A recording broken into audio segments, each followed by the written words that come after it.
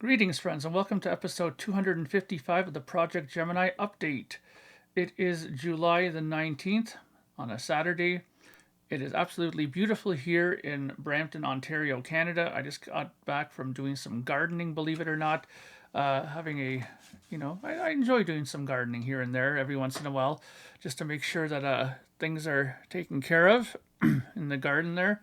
It is my place of rest and solitude. I really enjoy being back there, so got to keep it under control. Anyways, we're not here to talk about gardening. Lots of things to talk about. I got my notes here just to make sure I get through them all. Number one, it's a fantastic time for me now. No more things to ship out anymore. Everything is done. Everything is shipped. Everything is going good now. There's nothing else to send out anymore. So this is going to be hopefully a little bit of a quiet time where I can get ready for a lot of things that are going to be happening now. So what to talk about? Well, first, thank you to everybody who supported the singles campaign that I did, the 4 singles. They were all well received. They got some good reviews, and a lot of people downloaded them. A lot of people were listening to them. People still are streaming them and listening to them, and I'm glad that you're enjoying them. And maybe I'll do something like that in the future again, right? Write some random singles and put them up on the site. Okay, what else? Also, I've been very busy of late. As you know, I do 2 podcasts. I do the Kiss FAQ podcast, which I've been a long time member of, as well as the Yes Music podcast. Coming up this week sometime, I hope. Me and Daniel on the Kiss FAQ podcast did a recent guitar riffs episode where we each pick one of our favorite songs from the first 7 albums, from the debut to Dynasty, and we play them on our guitars and show the riffs and talk about each riff and stuff like that. They're actually pretty popular on the Kiss FAQ site. So if you're interested in that kind of stuff, go and check it out, the Kiss FAQ podcast. And I don't think it's up yet. Daniel still has to do some editing on it, but it should be up soon enough. Also, this week on Friday, the latest episode of the Yes Music podcast dropped. This week's episode was 6 reasons why the album 90125 is a fantastic record. This is another thing that me and Kevin have been doing, where we go through certain records and talk about why we think they're great Yes albums. Not just specifically good albums, but why are they good Yes albums? And they're pretty popular, those as well, within our community of Yes people. So if you're interested in that as well, go to check out the Yes Music podcast and you'll see it there. Now, getting on to stuff that's been going on with me musically. Been working on the new Dark Monarchy album with Joe. Album 5, it's been going good. We have 4 songs written. A lot of stuff going on. We're still going to write about another 4 or 5, most likely. We like to do that and have a couple to choose from, like extras, just in case. Joe right now, I believe, is on holiday, so we've kind of taken a bit of a 1 week or 2 break from that, but that's fine because I think we're ahead of schedule, to be honest, on that. In the new Projekt Gemineye world, as I said, the Canada Stories and Legends album has gone through its cycle. Everybody has their records, I believe, except for my one friend in Australia who should be getting it any time now. It is en route over the oceans to him, and hopefully it'll get to him sooner than later.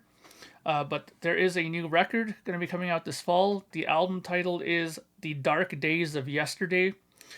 This is a very personal record for me lyrically.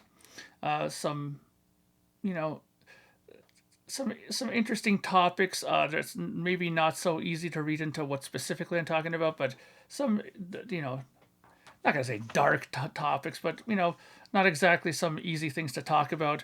But I thought it was a good idea to get it out. Sometimes even book authors say that sometimes when you write about some of these personal things and you get it off your chest, that it makes you better in the long run. And I believe that's probably true.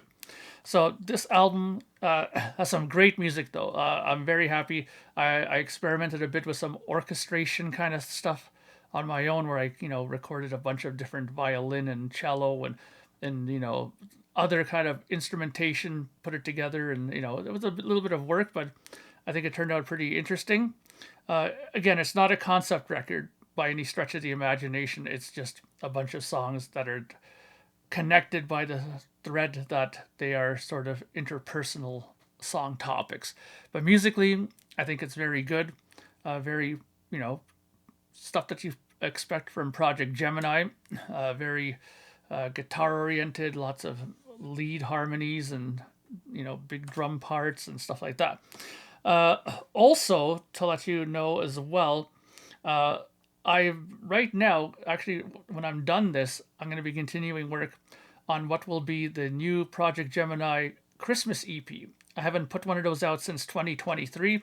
I've had a few people asking if I'm going to ever do another one of those again, and I'm pleased to say that I will be releasing one this December. I've just finished all the vocals for the songs I'm going to be doing. It's going to be 4 songs. A few of them, there's 3 with vocals, 1 instrumental. The last song that I just worked on now, Into the Dark Void, it's called.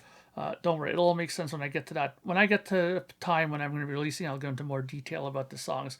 And it'll all make sense as far as a Christmas theme. But I'm extremely excited about it. I think this has probably some of my best written, very progressive sort of writings of some really interesting keyboard stuff. I mean, a couple of things have happened in the midst of this. I've gotten some added little trinkets. Like I got a sustain pedal finally for my RD08, so now I can actually play the piano with some sustain pedal stuff. And actually, the sustain pedal has helped with getting out some sequencer stuff that I wasn't able to do before. Where if you hold it down and hit a key now you can do like like, you know, red sector A sort of pulse tempo stuff that I wasn't able to do before. So very excited. That's opened up a new world on the keyboards, and I think that's another palette that I'm exploring a lot more. So can't wait to get that record out to you, or that EP out to you guys, and see what you guys think about it. Also, there's another Projekt Gemini album already done as well. That one is going to have a actual drummer. That's going to be the first time there's going to be an actual drummer doing the drums on it. That won't come out probably until next year, 2026, that album. But looking forward to that one. Again, some great tunes on that, and very anxious to hear how Mike, his name is Mike Harshaw. Some of you might have heard of him. He was the drummer in Annihilator for a while. He toured with them for quite a bit. Great drummer, fantastic guy, and I look forward to hearing what he does with my music.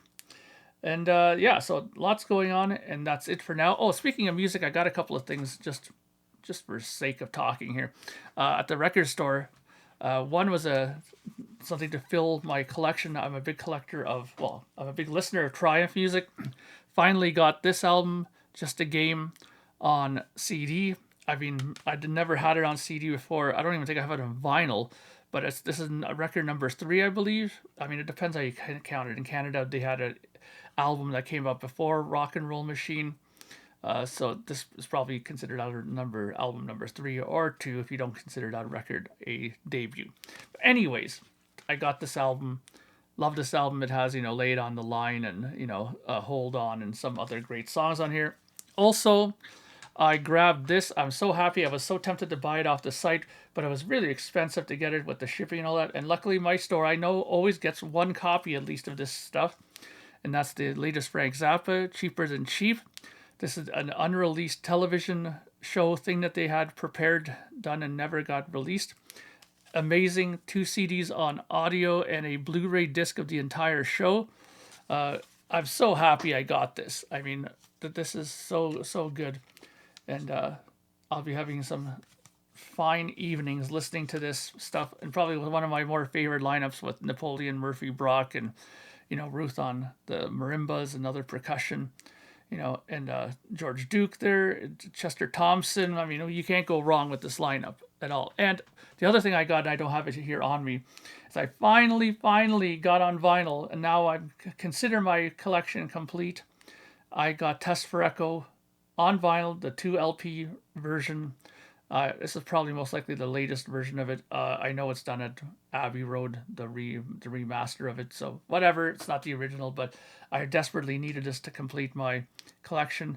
I don't have Vapor Trails, but I don't like that record sonically, so I'm not in any hurry to get it. So I technically consider myself complete, because if I don't get that on vinyl, I really don't care. But I have it on CD anyways, both versions, the original and the remix. So that's it for me. It's almost 10 minutes. I'm under 10 minutes, so if I cut this off now, it'll be a 10-minute video. So thank you for watching. I hope you have a good day. subscribe, leave a message or whatever. And I'll talk to you guys all very soon. Bye for now.